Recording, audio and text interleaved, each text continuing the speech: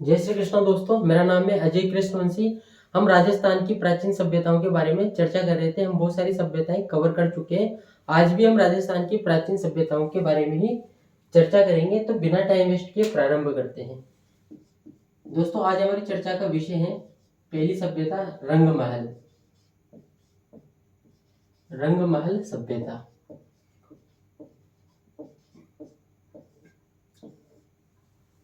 आप कोई भी सभ्यता पढ़ो, सर्वप्रथम आपको उसकी लोकेशन पता होनी चाहिए, यानी कि वो किस जगह पर उस सभ्यता का विकास हुआ है।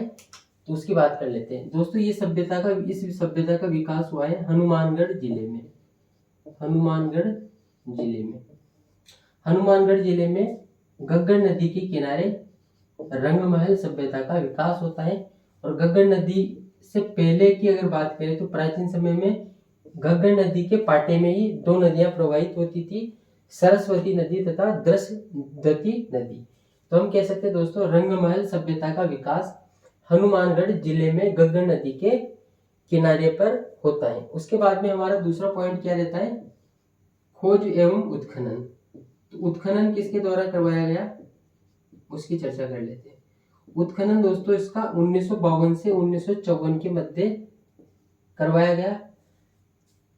किसके द्वारा करवाया गया? स्वीडन की एक पुरातत्वविद थी, यानी कि एक स्वीडन की पुरातत्वविद थी। उसका नाम है पुरातत्वविद, उसका नाम है दोस्तों हन्ना रीड। क्या नाम है? हन्ना रीड। ये नाम आपको याद रखना है। रंगमहल सभ्यता का उत्खनन कार्य ब्रिटिश स्वीडन पुरातत्वविद हन्ना रीड के निर्देशन में 1952 से 1954 के मध्य करवाया गया था। इस सभ्यता को रंगमहल सभ्यता क्यों कहते हैं? क्योंकि दोस्तों यहाँ पर लाल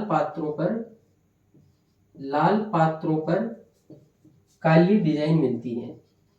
लाल पात्रों पर काली डिजाइन मिलने के कारण इस सभ्यता को रंगमहल सभ्यता के नाम से भी जाना जाता है। और भी कुछ कलर का इस्तेमाल होता है, इस वजह से दोस्तों इस सभ्यता को रंगमहल सभ्यता के नाम से जाना जाता है। दोस्तों, इस सभ्यता में अपने को कुषाण शासकों के सिक्के मिलते हैं। कुषाण काल के सिक्के मिलते हैं। कुषाण काल मतलब कनिष्क शासकों के यहाँ पर अपने को कनिष्क के सिक्के मिलते हैं। यहाँ पर कुषाण काल यानी कि कनिष्क शासक के यहाँ पर सिक्के मिलते हैं। पेन चेंज कर लेते हैं।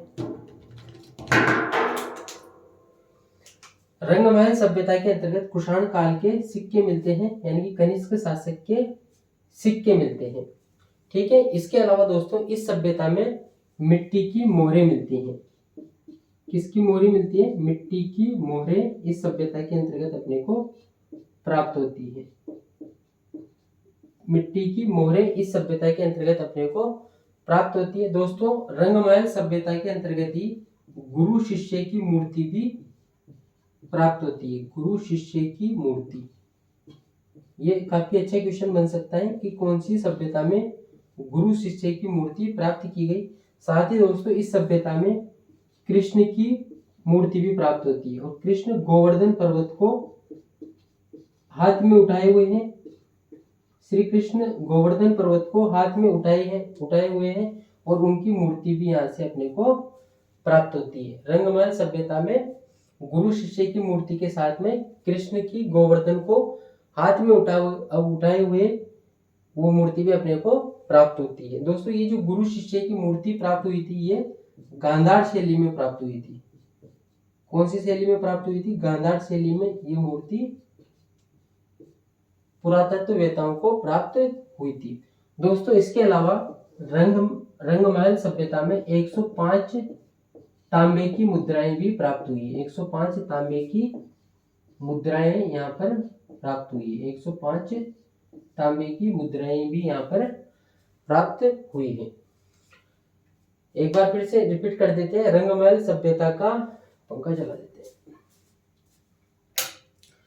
रंगमहल सभ्यता का विकास हनुमानगढ़ जिले में गग्गर नदी के किनारे होता है। उत्खनन कार्य 1952 से 1954 के मध्य स्वीडन की पुरातत्वविद हन्ना रीड के निर्देशन में करवाया जाता है। लाल पत्थर पर काली डिजाइन मिलने के कारण इस सभ्यता को रंगमहल सभ्यता कहा जाता है।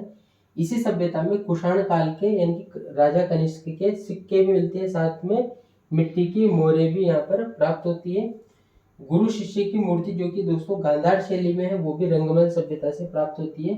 साथ ही कृष्ण की मूर्ति जो कि गोवर्धन पर्वत को उठाए हुए हैं अपनी उंगली पर, वो भी यहाँ पर प्राप्त होती है। साथ ही रंगमहल सभ्यता में 105 तांबे की मुद्राएं भी प्राप्त होती है।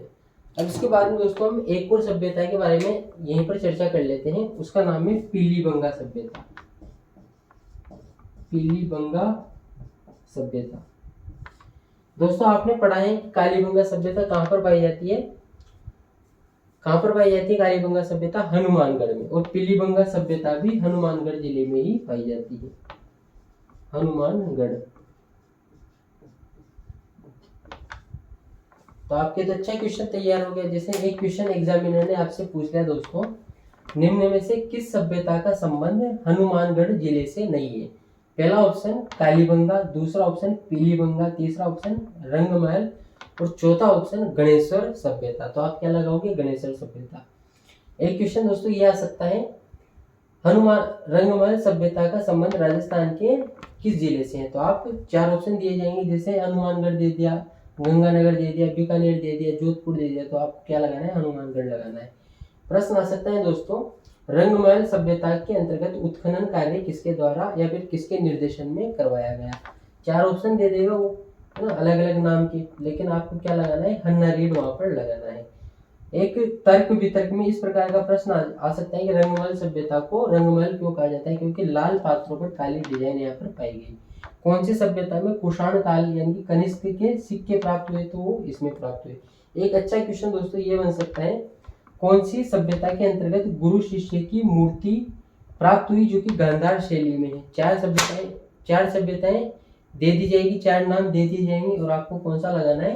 रंगमहल सभ्यता लगाना है, ठीक है। और पीलीबंगा सभ्यता का संबंध भी किससे है? हनुमानगढ़ जिले से। तो दोस्तों आज हमने चर्चा की है रंगमहल सभ्यता तथा पीलीबंगा सभ्यता के बारे में। उम्मीद करता हूँ ये पर्टिकुलर वीडियो आप सबके कॉम्पिटिटिव एग्जाम के लिहाज से महत्वपूर्ण रहेगा। अगर वीडियो को आपने शुरू से अंत तक देखा है तो धन्यवाद, थैंक यू वेरी मच। इसके बाद में दोस्तों हमारी मुलाकात होती है कुछ और नई राजस्थान की प्राचीन सभ्यताओं के साथ। Thank you.